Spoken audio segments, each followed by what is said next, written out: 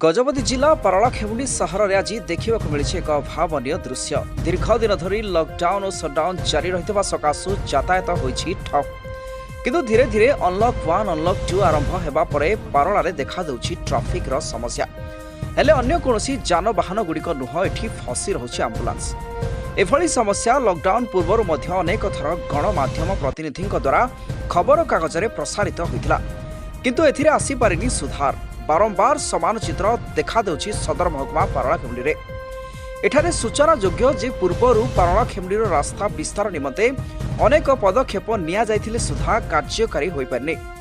एपटे बारंबार रास्ता कड़र ट्रेन कार्य चालू रहिता बेले ट्रैफिक जाम हेउथिबा स्थले फसी रहुछि एम्बुलेंस। एथिर शिकार हेउछि रोगी। अन्यपटे समान परिस्थिति मध्य देखिबाकु मिलिछि मुख्य बाजार छकरे। तेबे जिला प्रशासन जदि समस्यार समाधान दिगरे उचित पदक्षेप न नियंती तेबे आगामी दिन में जेतेबेले राज्य अनलॉक हेबो सेतेबेले एभली परिस्थिति पारलारे पुनर्बार देखा देवा आशंका करा जाउछि। एने जिला प्रशासन समाधान दिगरे किभली गुरुत्वपूर्ण निष्पत्ति नेबे ताहा देखिबाकु बाकी रहिला।